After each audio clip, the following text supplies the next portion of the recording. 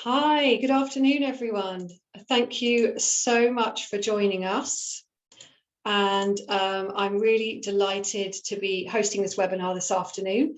I'm Corinne, the Managing Director of Ethical Sales, and we are on a mission to take the sting out of sales for purpose-driven businesses. And I'm really honoured to be joined by a special guest panel today as we talk about sales strategies for startups.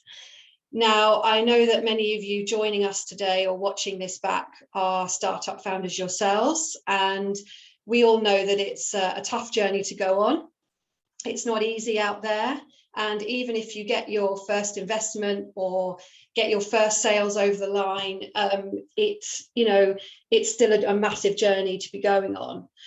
But what I do know is that we are really lucky to be surrounded by such a supportive, open and honest community of startup founders. And I'm really touched actually that Chris and Kim and Ollie have taken the time today to share some of their stories and sales journeys, in the hope that it inspires us all and we learn something. So just a couple of housekeeping bits before we kick off. I am recording the webinar, as I said. Don't feel like you have to scribble lots of notes, because we're going to be doing an insight piece on this session, and also you'll get a playback. If you'd like to introduce yourselves in the chat, then please do, so we know who's here live. And I'm also going to be keeping an eye on the questions as we go through the session. So if you have any questions for the panelists, please drop them in and I'll try and answer as many as possible as we go along. So we're going to start by getting the panel to introduce themselves, and then I have got 3 questions for them that I've asked them to think about. So first of all, I'm just going to ask you to introduce yourselves. I'm going to go in the order of the screen. So Kim, you're top right. So if you could unmute yourself and say hi, that would be great. Thank you. Ladies first. Hi everybody. Yes, I'm Kim Palmer. I'm the founder of Clementine, which, if you don't know, is a women's wellbeing app. Basically, we support women with their emotional well-being if they're feeling stressed, anxious, perhaps tired, or a bit low, and we use quite a transformational technique, which is called cognitive hypnotherapy, to lift women up. We see a world where every woman believes that she can do everything that she puts her mind to. That's kind of our big vision, and I can talk to how sales, or ethical sales, or partnerships in our sense, will help us achieve that. So yeah, really happy to be here. Thanks, Kim. That's great. Really glad to have you. Ollie, I've got you next, please. Thanks. Awesome. Well, thank you very much for having me along today, Corinne. I have to say, I've got a bit of a cold, so my voice sounds a bit hoarse, but I may keep my answers a bit brief than normal. But I'm Ollie, co-founder of Enterprise Orchard. We help first-time founders escape the startup swamp. What do I mean by the swamp? It's a place where people really feel a bit stuck, alone, a bit bogged down, and they find growth really hard. So we've actually raised over £3 million for founders with our partnership with Richard Branson's Virgin Startup. We actually helped Chris on his initial journey as well, with some of his seed funding. So we enable founders to basically reach 6 figures in revenue by helping them to build out a profitable business model. And we do that on removing the founders from the operational weeds and really leveraging automation and outsourcing. I think the harsh truth is that 90% of startups won't make it past 5 years, and we're really on a mission to basically do our small bit to help change that. Brilliant, thanks, Ollie. Yeah, I know you've grown an amazing community around you. I'm looking forward to hearing more about that. Chris, if you could give an intro, please. Thank you. Thanks, Corinne. Hi, everybody. I'm Chris, and so good to see Ollie again because he has been a massive help to us in our journey. But yeah, so I'm the founder of an app called Smash, which stands for Save Money and Stay Healthy. And I guess it's our kind of mission to inspire the nation to stay well.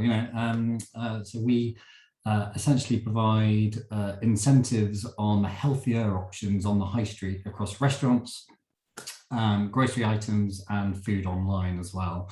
We've got about 90 of the UK's leading food brands on board. So if you fancy the healthier lunch at Leon, a naked burrito at Tortilla, a cheeky little bit of Yo Sushi, as long as you choose our options where we've curated the menu and picked out the very healthiest stuff, then you'll get kind of a discount or incentive on choosing those options.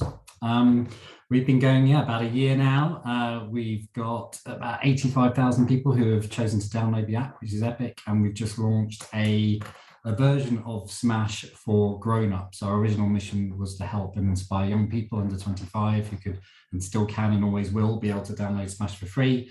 And we've just launched a paid subscription version of the same great Smash app for a very, very reasonable £1.79 a month to have access to those offers as well. So we can now truly inspire the nation to save money and stay healthy.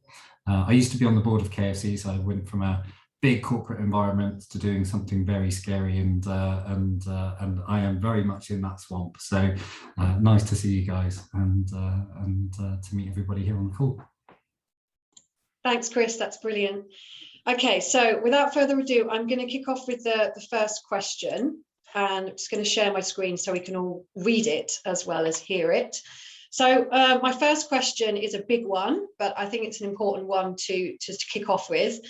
So I'm going to ask each of the panelists in turn to talk us through the key steps that they took to launch their B2B sales offering, including looking at the time, the people and resources that they needed to draw upon in order to do that. So quite a big question there, but one that I think we'll get some really great answers to. So I'm going to ask us to kick off with Chris, if possible, with this question, and I'm going to move to Kim and then to Ollie. Okay, thank you. Sure. So I wish there was like a formulaic approach to this, and you could just go, step number one, step number two, step number three. But I think in reality, it's way more chaotic than that. So I think from my point of view, there are a few things I was going to mention here. One is like when you start your own business, I'm sure everyone will appreciate this. It's, there's no one big thing. It's not like you have one conversation and it's boom, it's there. It's like thousands and thousands of very small little steps. And then every now and again, like 3 or 4 weeks later, you look back and go, how did we get here? And you actually got there by doing loads and loads and loads of little things. I would say from a sales point of view and a B2B sales, remember Smash, I guess, is this weird kind of like hybrid of B2B, because we need to work with our brands who are primarily our customers, and onboard them onto the app before then we do a B2C sell. I'd say relationships were a really big part of that, and just having, I guess, the courage to say to someone who might one day be a customer, I've got a crazy idea, what do you think? And just starting the dialogue going, because I think it's very unlikely that you get you'll get all the answers from one conversation. So you almost need to start to have lots and lots of different kinds of conversations, and then you get more sophisticated based on feedback and responses. So here was kind of like my idea. This is what I kind of put out there into the world, and then you get loads of different answers back. Some people will answer your calls, some people won't answer your calls. But starting with people, I think, who have got, let's call it a mission alignment with what you're trying to do, I found really helps. So, there are definitely brands out there that, are purpose-led, who might share strategically the ambition that you've got, the outcome that you want for the world, and you may be a really brilliant way of getting there. You may not, but you'll start that dialogue and you'll start to get that feedback. I think starting to write stuff down really helps. Starting a pitch deck, if you've got an idea, great, but actually really starting to put your thoughts onto paper and start to evolve that pitch deck and get feedback on that pitch deck. Send it to people who've never heard of you, send it to your friends, your family, get them to look at it and critique it for you. and then listen to what people are telling you when you're talking to them and evolve the proposition.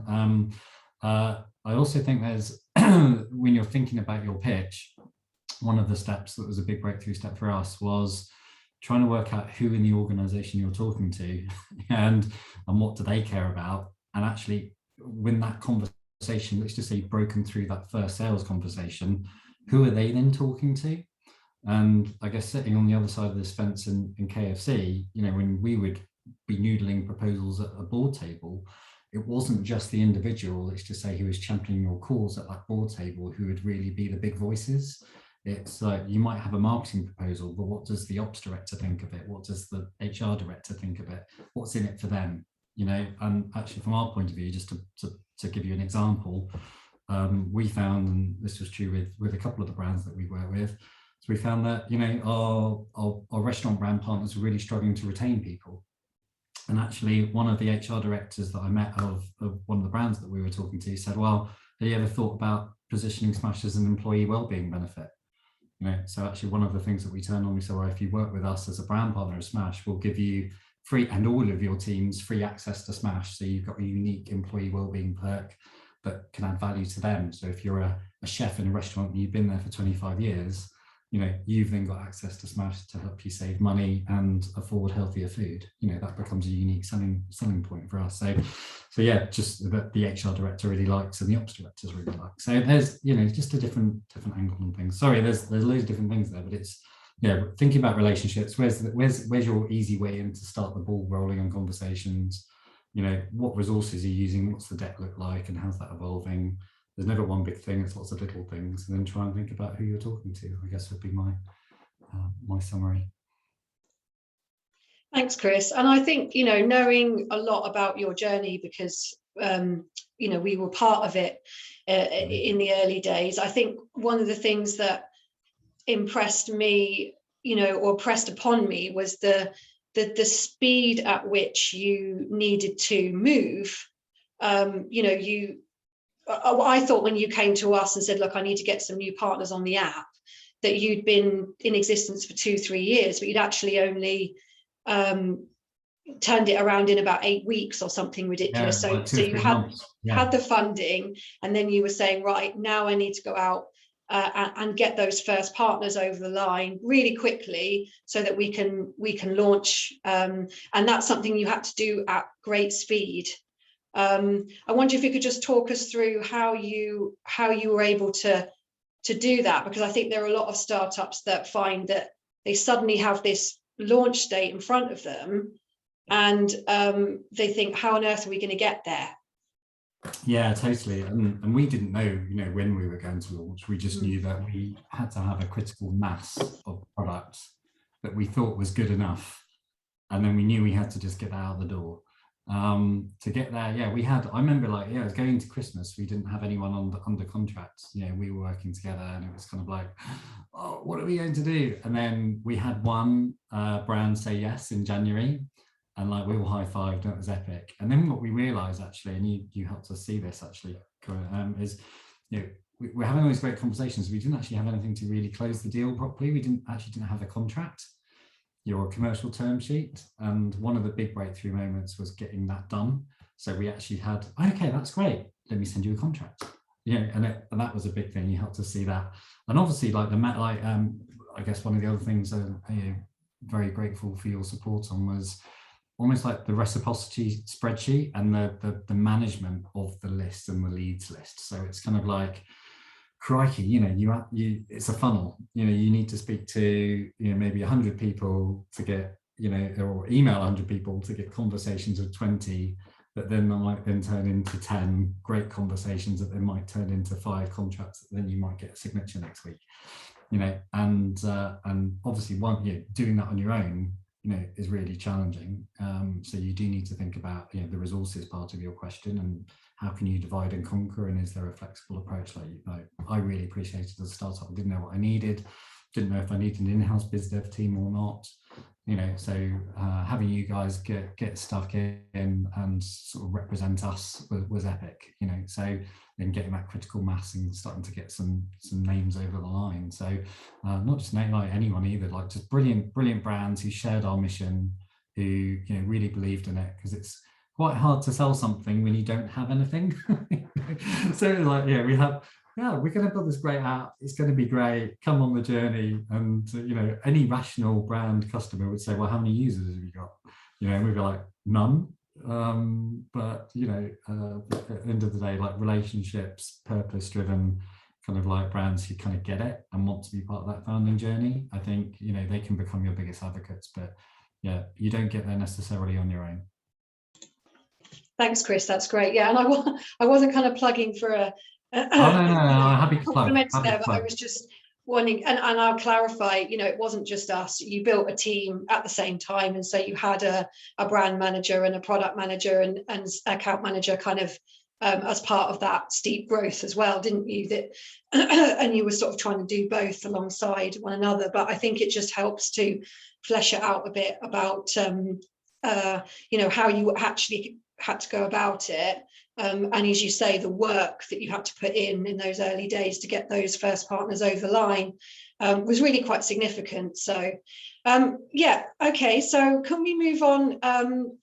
Can I hear from Kim now? That would be great, Kim, thank you. Yeah, that was so fascinating to hear your story, Chris. Yeah, brilliant. I'm going to be completely honest with you, like a bit like what you were saying.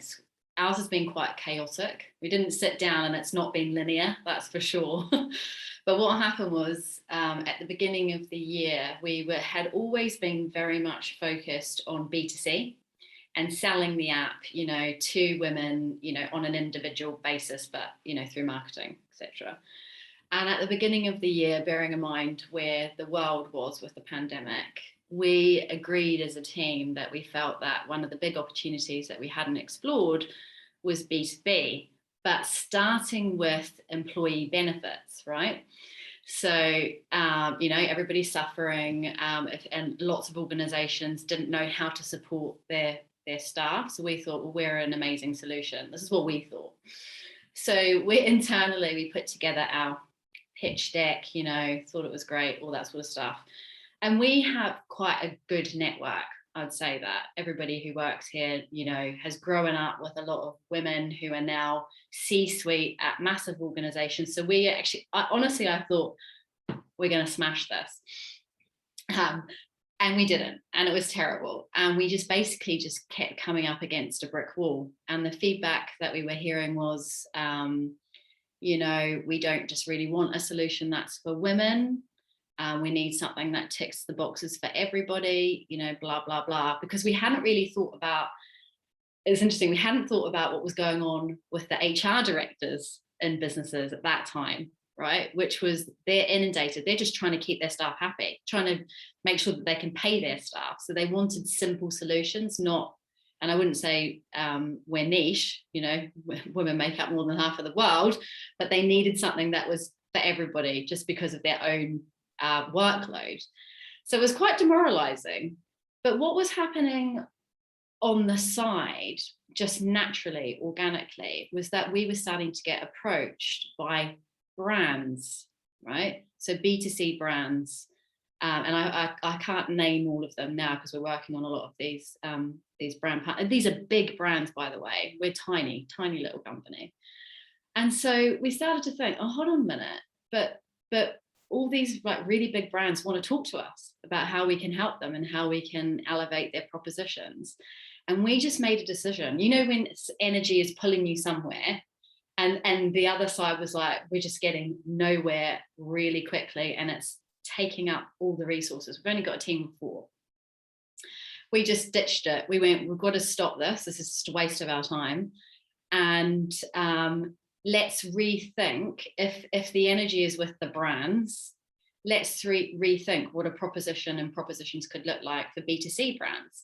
So we had a really successful one launch a couple of weeks ago with Avanti West Coast, and now with the wellbeing partner for all of Avanti West Coast trains. What was super interesting about this now, though, is that it's still a B2C, so we went B2B to get to B2C, right, to reach a much bigger range of people. And now we're talking about B2B employee benefits with them. See, it's just, I thought it was interesting what you're saying, Chris. It's just like multiple conversations, you know, and they just sort of lead you there. But sometimes it's about where you start. We've done it the wrong way around. And so for us, like once we realized that the energy and the role that we played in the world was to become like a very powerful ingredient, essentially, to B2C businesses, we, I suppose, re-engineered how we were spending our time internally. So this is quite micro, but it's important. Like I actually have a dedicated time every single day in my diary where it's just partnerships. And I'm outreaching or I'm following up, you know, so that it's a constant, like I'm treating it like a sales pipeline. And then we use a tool called Notion. So it's all like, have we contacted them, right? Have we had a meeting? What's the notes? You know, all that kind of stuff, so that it's organized, which we didn't have before. And because we're so tiny, like we have to just stay on top of this stuff. What else would I say about it? You know, I think a big part of this is what Chris was saying around mission and purpose. Like we lead with a lot of that, and that's why a lot of these brands want to talk to us. Like we're leaning into the things that make us special and make us different. And the fact that we are tiny and small is kind of like, you didn't even have a product, but they wanted to get on board with what you were doing and your movement and etc. And we've really had to lean into that and not worry, because I think at first we were a bit like, oh, but we don't have the numbers. We're a bit apologetic about it. And now we're like, that doesn't matter, because they want to be part of what we're doing, which is bigger than the numbers in a way, and the impact that we're making in the world. Yeah, I don't know if that's helpful or... That's brilliant. Thank you. No, absolutely. That's great. And it just goes to show, you know, this whole journey that we go on, it isn't linear, and opportunities will arise if you just get stuck in, basically, and see what comes out. But also, I think, you know, you and Chris have talked about just, you know, having lots and lots of conversations. And I think that's really important in the early stages, is to talk to as many people as possible and sort of see where that leads you. And really listen and be quite intuitive with it, because we could have kept going with that. And we could have just kept going and just would have sucked all our time and go, it's okay to go, this isn't working. Let's move to a different tack, and just do that all the time. And don't let it go for too long. Yeah, absolutely. I agree with that. You know, it's telling you something. The market is telling you something. Yeah, exactly. You need to listen to. Yeah. Lovely, thank you. Ollie, have you got anything else to add to Chris and Kim's journeys? Yeah, just to add a couple of things to both what Chris and Kim were saying, actually. I think in the early days, it's all an experiment. So you're testing and getting feedback from the market. So if you go with an open mind of where you're going to get the traction and be able to pivot like Kim did, I think that's the right mindset to have, because it might not necessarily be the market or the product where you see it fitting. It might be in a different area. So I think going with an open mind, I think, is really important, and really listen to that feedback from the market. I also think it really depends on what stage you're at. So whether you're kind of pre-concept, pre-launch, sorry. So if you're at the idea stage, or, you know, you're a startup and you're launching a new product, that makes a difference as well. I think if you're kind of pre-startup, then I think don't be too scared about not having all of the shiny things in place. Like, you don't necessarily need a website and things like that. I think you can go out and, like Chris and Kim both said, actually just have conversations with people and see where that leads to. So I think sometimes people think you need all of these building blocks in place before you go to market, but in my opinion, you don't. So I think just go out there and have those conversations. And in regards to, I suppose, people thinking about purchasing decisions, which Chris kind of alluded to before, I think if you think of 3 questions, so first of all, do they need your product or service? I mean, this is very basic, but do they need it? Do they have the money to pay for it? And then lastly, do they have the authority to sign off on it? I think if you're thinking about those 3 questions, then that's going to put you in good stead. Not talking directly about our kind of B2B sales, but kind of advice that we give to kind of startups, I suppose. I think from a timing perspective, I would really think back from the end goal. So if you needed to get, let's say, 20 sales from this new product launch, well, then if you know you need 20 sales, then how many leads do you need in order to generate those 20 sales? So like Chris was saying, so I think a benchmark we kind of work to in kind of B2B sales is kind of 60 prospects resulting in 10 meetings, resulting in 2 sales. I mean, it completely depends on your business model and your offering, but if you use that as a bit of a benchmark, then I think that's helpful. And then in terms of time, yeah, I mean, it can take anywhere from 4 to 6 months really to launch a new campaign. And one thing that works really well for us and for some of our clients is using LinkedIn, because lots of people are already hanging out on LinkedIn. So what a strategy that we suggest is actually going out, doing an advanced search, really honing in on who your target audience is, and then sending them a personalized connection request. But the purpose of that request, I'm sure we've all had it, being bombarded with people on LinkedIn, is not being spammy, is actually keeping it very short and succinct.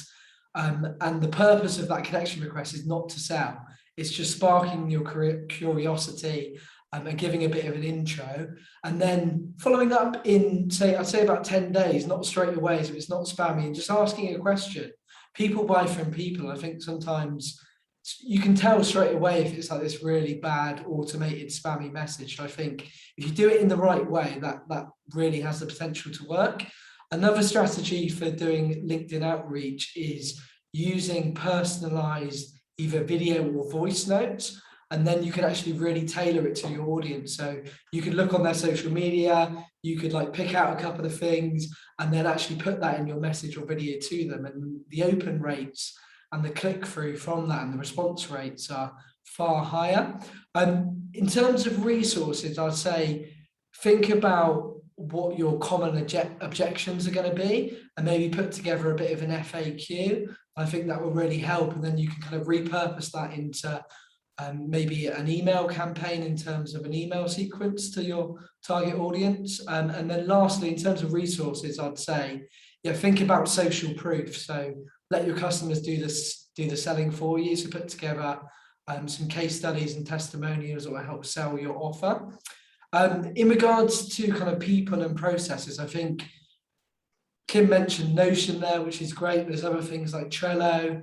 What it does is you can map everything out and have that kind of strategic overview, that helicopter view of where you are, keep detailed notes, but also if there's different people responsible for different activities like prospecting or closing, then you can allocate that to different team members using those tools. And then lastly, I'd say, coming back to a point that both Kim and Chris said was about, yeah, what is your mission really? Like, people buy from people, as I say. You know, personally, I use my personal story quite a lot. I was actually born in a small village in India. My mum helped set up a fair trade clothing company in the 80s, and I've been back many times to India, and I've seen directly firsthand what difference business can make to both people and communities, and that's why I do what I do. So I think, yeah, be personable, share your personal story, and I think that always helps in the early days. Thanks, Ollie. That's brilliant. Really practical tips there. And I agree with you about being a sort of visible founder. But I think some of what you've just said there, and a couple of questions in the chat, I think alludes to the second question that I'm going to be asking, actually, which I think is actually, for me, this question, you know, it is about credibility. So I think one of the biggest challenges that startups face, or when you're, you know, going out to the market for the first time, is how do you go about proving your credibility as a startup business new to the market? And I wondered sort of if you could share your experiences of how you were able to do that. Kim, would you be able to talk a little bit about that? Yeah, definitely. I just wanted to add something about what Ollie was saying around LinkedIn.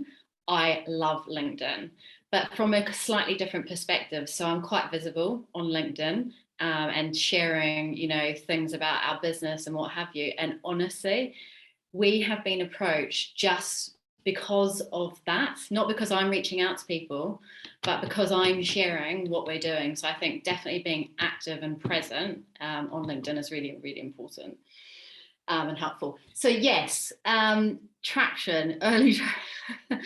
I remember having this meeting with this massive company, right? We got asked to come and pitch to them, like global mega, company like KFC, but not KFC.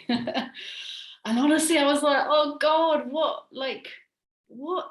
do I put in this? We're tiny. Like all the imposter syndrome comes, doesn't it? It's like, but we're tiny, we don't, we're not headspace, we're not calm, da da da. And then I had to ask myself the question. I went, but there's a reason why they want you to do this. Why do they want you to talk to them? Because you're different. So really, again, leaning into my story, why I started the business, my mission, my purpose, and the vision piece, around the world that we're trying to create in my world, and for the brands that we're going to partner with is so, so important. You can get them just on that without even talking about how big you are, how much money. Those are not, I steer away from any of those sorts of conversations, to be honest, because we want to work with like-minded brands. So yeah, very much me, my journey, the mission, the vision. And then what we do have data around how we know that this works. So, we have the most amazing reviews on the App Store. So we always talk about that, our engagement rates. So rather than like big numbers, like, we've got a community of 1 million people, we don't. But we talk about the fact that the community that we have is seriously engaged. We have open rates of over 50% on our emails. So we pull out like all the little data points and turn them into a very, very compelling story that say that what we're creating it works, and that it's not about size right now, it's about impact. What else? I would also say, like, I know that what Ollie was saying is that you did, and obviously Chris didn't have a business, but for us, I think for the space that we're in, I know there's someone here who's got a skincare business, making sure that what you do have that's out there looks good. And it doesn't need to look, perfect, but that you look like you're selling the right story, that it's professional. We get that feedback all the time, that actually when you come to any of our touch points, whether that's Instagram, the App Store, the website, that we look a lot bigger than we really are. No one would know that there's only a few of us working here.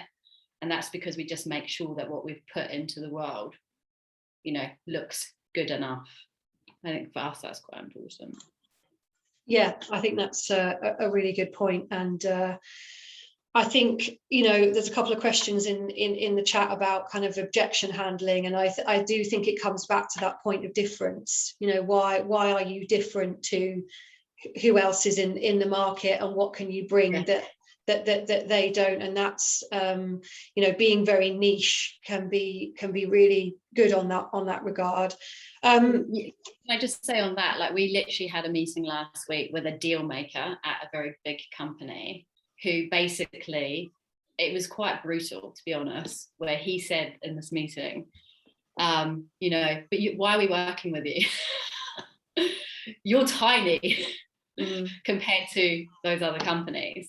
And that's where I just had to work really hard to lean into, again, the things that made us special and made us different, and turned him around. He was like, I get it. I really get it now. And not try and compete with them. It's like, we're different. And this is the reasons why we're different. Just separate the two. Yeah, definitely. Thank you, Kim. Chris, sorry, I'm to mute myself by mistake. Have you got anything more to add about the credibility piece? Because obviously you had, as you said, you had this big challenge. You've got this great concept of the app that was kind of in beta mode, but you wanted to get, it's chicken and egg. You had to get the partners on the app before you could put it out there. So can you talk us through how you did that? Definitely, and we're still working out which one was the chicken, which one was the egg. But it was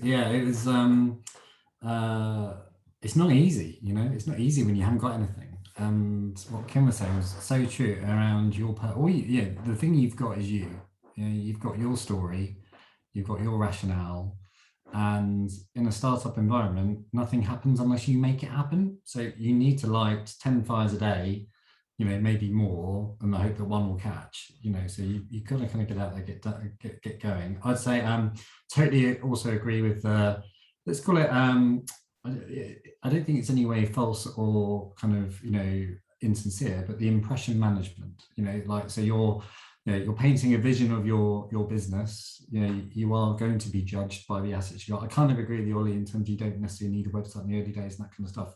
But there does come a point where your collateral needs to speak the business. And so, you know, and so having something that looks pretty sharp, doesn't look like you've just done it on Photoshop, like yourself, you've got someone to do, you know, it's not clip art, it's Photoshop. I mean, you know, stuff like that really helps. I'd say the other thing is from a credibility point of view is who's backing you, like who's in your corner, who can you lean on as almost like evidence that okay, you are, you know, you've got a great story, you've got a great reason for being there, but there are some other people that think it's pretty great too, and they don't have to be customers. You know, it could be. So in our case, we're really lucky that Paul Linley, he's the founder of Ella's Kitchen, like twice voted UK Entrepreneur of the Year, believed in us, invested in us, and wanted to chair Smash. So from the very early days, from the get-go, I was able to say, you know, and we're working with this guy, you know, who's amazing. We also formed an alliance with Bite Back 2030, who are Jamie Oliver's youth-led food movement. So we also had that. We had Jamie Oliver's head of nutrition, a lady called Jenny Rosborough, write our nutrition framework, and she still works for us like on a Monday every week. You know, so we've got, we had some really cool kind of, let's call it, people in our corner who could advocate for us, who could give us great quotes, who I could bring in on a pit. Paul's been in a pitched environment with me a few times as well, you know, because people love to meet the chairman and to understand his perspective on stuff. But still, I think it still comes down to you and your levels of energy and your resilience in getting stuff through. We did supplement with evidence too, like in the sense of we also very lucky in the sense we had guys in St Thomas's Hospital Charity as part of our launch journey and invest in us, and they are very scientific in their approach, and they, you know, very kindly funded some research which we were able to draw on. So we were able to say, okay, well, you know, here's the mission, here's what we want to do, and we put a prototype in front of a load of young people, and this is what they said about your brand and why it should be on Smash. So that was very useful, very, very useful, especially in the earlier days. We topped that up as well with a bit of extra research when we moved and pivoted into grocery, because, you know, we had this great idea that we would go and kind of attract loads of restaurant brands on around about September last year, and actually that was looking good because we had the bounce after Eat Out to Help Out last August.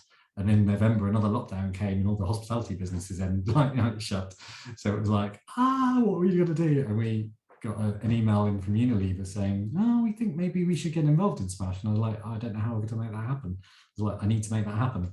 So we figured out a route into grocery. So, you know, like Kim was saying, like you go where the energy is too, you know, and there has to be a match. But yeah, no, evidence does help, you know, and you have different people and profiles that you'll be talking to. You'll be talking to some people who are 100% relationship driven, want to look you in the eye and believe in the story.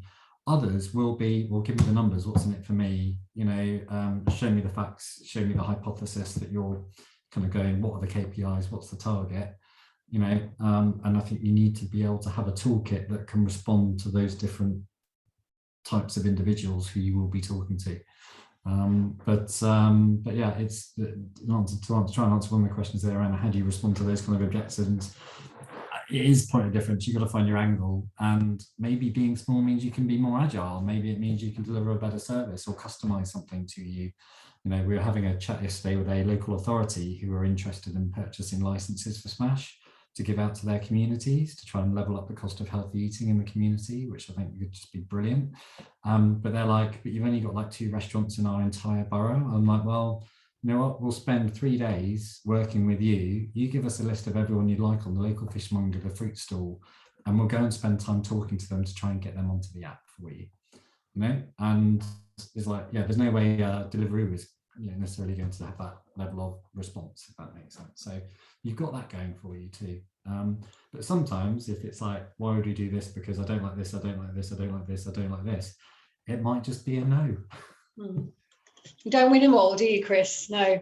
Don't win them all. Look at the I fire. really like that whole concept of lighting 10 fires a day and one will catch. I think that's absolutely brilliant and so true when you're starting out and prospecting. But I think also, you know, you can build as you go along, can't you? So like you said, you didn't have a heads of terms, and then you created one, and you know, you can do a lot of work as you go along, rather than have to have it all ready at the beginning. I think is a good point to make. Ollie, have you got anything? Thanks, Chris. Have you got anything to add before we move on to the final question quickly? Yeah, of course. I think just coming back to Chris's point about kind of personality types, I think that's really important. There's a tool that we use called Crystal Knows, which is a plugin for LinkedIn, which will basically do a disc analysis of someone's LinkedIn profile. So you can go in knowing whether they're analytical or, you know, be sold by the story. So I think that really helps to get a bit of an insight, particularly for somebody you're going to meeting for the first time who's cold. In regards to kind of credibility, just giving a quick example of one of our clients. So we work with a company called NAR. They basically are a well-being company that sell natural supplements, which is backed up by science. So Candile, the founder, uses her personal story really well. Basically, her mother had real bad problems with high blood pressure, and the medication she was taking had really severe consequences. So she's like, this is crazy, there must be a better alternative. So like she made it her mission to really investigate the market and find out a natural-based solution. And she came across Montmorency cherry, and she actually sells it in a concentrated form. And it's got amazing natural healing properties, but also an evidence base to actually support that. And it also really helps with sports endurance and recovery. So when they launched, they actually did a case study with a rugby team. So they gave out loads of products to them at a very discounted rate. So they did tests with the players around, you know, how did their sleeping improve, their performance, their recovery, which was a great case study. And then obviously that helped them sell to other B2B businesses as well. And now they're in talks with the biggest rugby club in the world. So I think start small, but think big. Brilliant. Thanks, Ollie. That's a great one to end on, about the credibility piece and doing some of your own live research, definitely. Kim, I'm conscious that you've got to shoot off in a second, so I just wondered if you could, before you do, maybe just tell us quickly the one biggest success and maybe the hardest lesson that you've learned on this journey so far. Maybe I'll start with the hardest lesson because it's the easiest, which is I had no idea how long like the cycles were. Do you know? I was like, I suppose because in a startup everything is so fast. And it's like you're making decisions, you know, day in and day out, and you're moving forward at such pace, and then you start to work, you know, in someone else's world, and then I was just like, why are we still talking about this? Like, so I just find that quite frustrating. That's the hardest lesson. The biggest success, this is going to sound a bit odd because we haven't even closed this deal yet, but we've been working with a brand for, soon it will be almost a year, where we're co-creating some stuff together. Like it's a really deep partnership. And I'm already celebrating it because actually when they first said, yes, let's go forward, it just gave me so much confidence, and it gave the rest of the team so much confidence to know that this approach and in terms of the way that we're going to grow has legs, right? And then also because this thing that we're creating together is so disruptive and is almost creating a whole new category, again, it just gave me confidence, and it's taking the business in a different direction that I didn't even really know that we could go to, if that makes sense. So even though it's not live and all that stuff, it's just been so transformative to like us as a team and strategic that I just celebrate it now anyway. Like I just think it's amazing. Yeah, and it's probably taken you down a pathway, I think, from our chats that perhaps you wouldn't have gone down before. Totally. Just quick, there was a quick question in the chat from someone about what you actually do for B2C brands. Could you just quickly explain how you integrate the app with whoever you're working with? It's very different for every single brand. So we try not to take a cookie cutter approach, and that's part of the timing thing too. So Avanti, as an example, was very much, the train lines. Let's take our therapy and put it into their world so that there's access to it to a bigger group of people, and it helps Avanti passengers, so it helps Avanti. So that's one example. We're working with a leading buggy stroller company, prams, and that will be a very different proposition where we will look to create some sort of virtual walking club together. It could become the world's biggest walking club, but for therapy. And so that's different. And then this other brand that we're working with is like, I'd call it the Gold Plus type partnership, where we have actually literally taken two things together: a product, a physical product, and our therapy, and are starting to merge these two worlds together so that you create new experiences for women. Or it could just be giveaways, like there's nothing wrong with all the tactical stuff to help you grow, but from a strategic point of view, we see ourselves very much as an ingredient. So right, and so the ingredient changes depending on what the brand, what their sort of recipe is, if that makes sense. Thanks, Kim. Thanks for clarifying. It's really helpful. I'm conscious that you need to scoot off because you've got another important session in a second. So thanks so much for joining us, Kim. No, thanks for having me. And I learnt loads, so that was brilliant. Thanks to everybody for listening. You can just DM me if you've got any questions. Okay, thanks, Kim. Thank you. Bye. So moving on, successes and failures. Ollie, could you give us some insights here?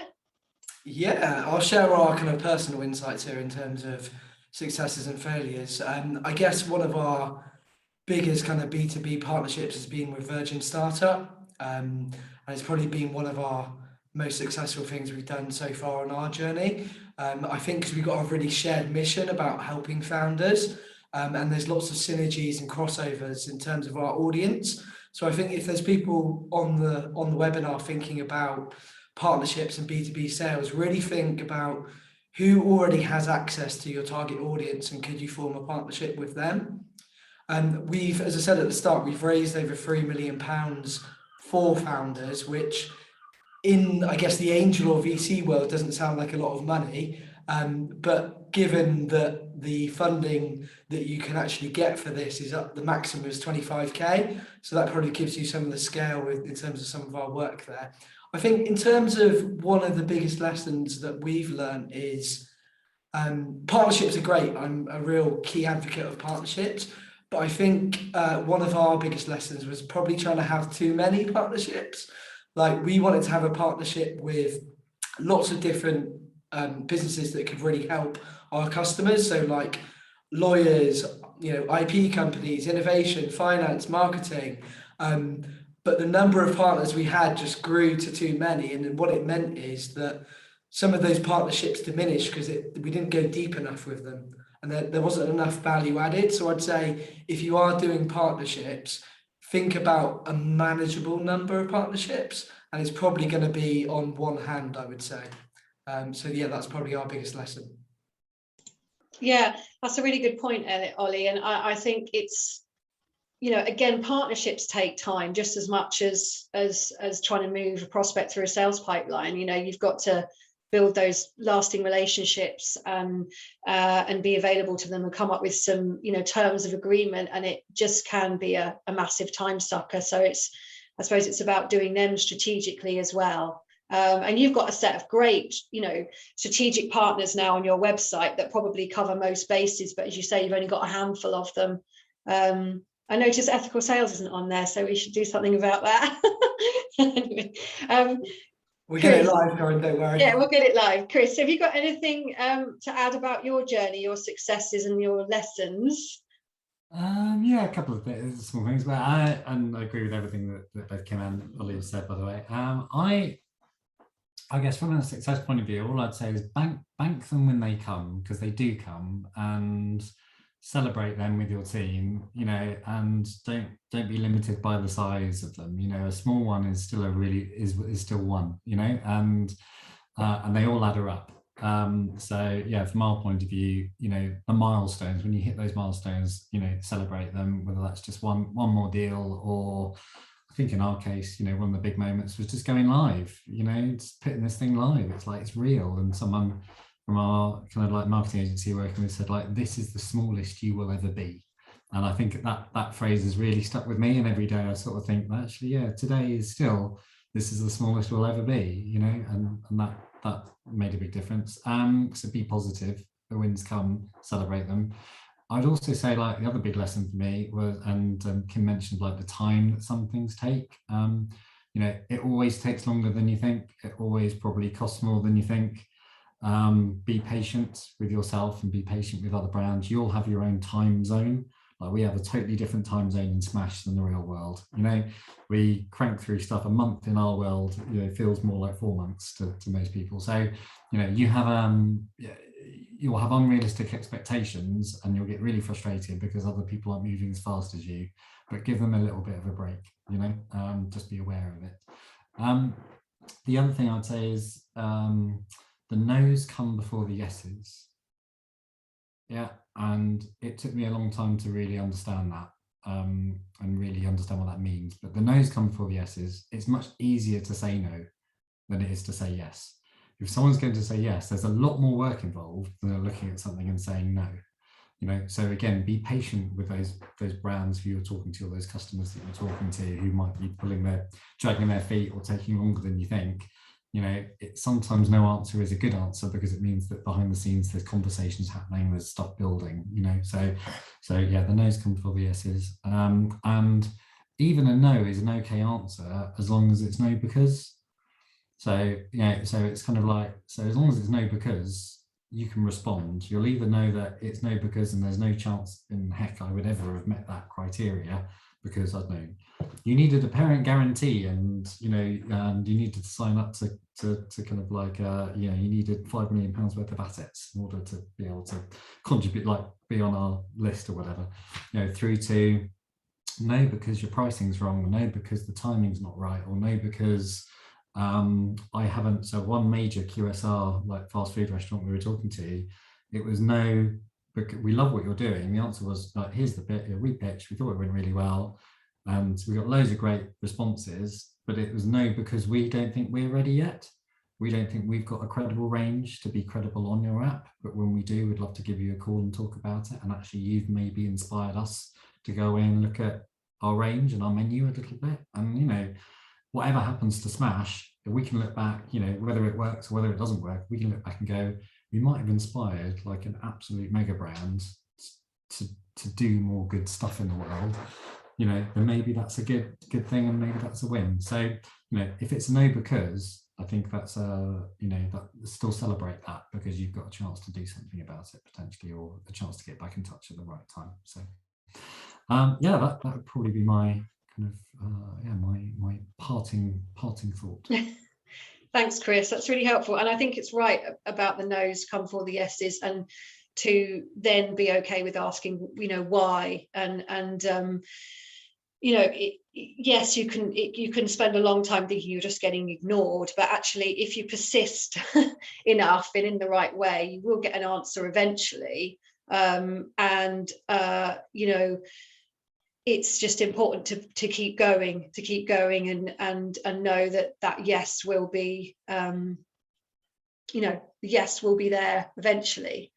I haven't got any other questions for the last couple of minutes. I just wondered, Chris, whether you could just talk us through your evolution with Smash, because I think it's really interesting kind of where you started from and kind of what you're doing now, just to give you know, people a flavour of how your offering can evolve over time, and how that happened. Yeah, we pivoted so much. It feels like we're spinning, but we've still kept a very true to our mission and very true to kind of, especially kind of trying to help young people to live healthier lives. But yeah, we started off very much with the philosophy, like I said before. We want to shine a light on the healthier stuff that exists in the restaurant space. That was my background. KFC, I was managing director of Ask Italian. I felt like there was a need to put volume through healthier food and to give it a voice, because quite often, it would be like the hidden things on the menu, or it'd be more expensive and, wouldn't have necessarily the traction. But there was a load of great innovation happening from every brand out there, not just kind of like cool, trendy ones, but everybody was innovating in the space. So I felt like that was the opportunity. Lockdown, November, and there was no one to talk to, so you had to make a decision. Do we put Smash on ice? We'd only just raised our seed fund. We only just recruited people. Do we furlough them? Do we put it on ice, or do we evolve? And I thought, well, maybe this is a great opportunity to evolve into grocery. We found a partner to kind of like work with on the grocery. We innovated, as well on the product, so that we could take some extra pain. So if you're a Unilever, we've taken a load of pain out of the process of creating vouchers and getting vouchers to people and creating real connections with people who get those vouchers, as opposed to ones that just fall out the Sunday Times and you sort of hope that someone uses them. And then kind of around about January, we also innovated and we brought on online brands in as well. So your HelloFreshes and your Simply Cooks and various others who've got direct to consumer relationships. So that was a bit of a pivot. And then, more recently, we were like, well, we've got this great product, we've got 80,000 downloads. Half of those downloads actually were coming from people who were over the age of 25, and we were like, at the moment, we're just giving you an error message. So it's kind of like listening to that, we created a subscription, a paid subscription service for those who are over 25. So, that allowed us to kind of almost like leverage the offer, leverage the content that we had created to a very different market. And that literally only went live like 2 days ago. But over the course of the year, we've kind of then got to turn our attention to fundraising again. So now it's, the next phase for Smash is really accelerating these markets. Like Kim has mentioned, B2B, and employee wellbeing, definitely markets we're now looking at as well. And we're actually going live with a Seeders fundraise campaign that now has a coming soon page on Seeders. Little plug. If anyone would like to check that out, we're on the Seeders page, so look out for us there. But to power the next phase of the evolution of Smash, whatever that might look like, but you've got to keep listening and you've got to keep twisting your proposition to fit the market. Yeah, and thanks for that overview, Chris, because I think it just helps to show the sort of journey of a startup and how it actually never really stops. And you raised your first round, and now you're about to raise again on Seeders, and and take the app wider into the wider community, and that's the journey, isn't it? And I think, when you go on LinkedIn or even on the news and you hear about these kind of unicorn businesses and how they've suddenly just had £1 billion land in their lap, and I think what it negates is the fact that, for 99.9% of the rest of us, that's not how business works. There is no such thing as an overnight success. It's hard graft, it's persistence, patience, and having a real, mission-driven approach. When you're a tech for good startup that you and Kim are, and Ollie, when you're, supporting budding entrepreneurs who want to change the world. So I just think it's been really, really great to hear your stories today, all of you, and to have a bit of that reality check in terms of what it takes to set up B2B relationships and partnerships. It takes time and effort, but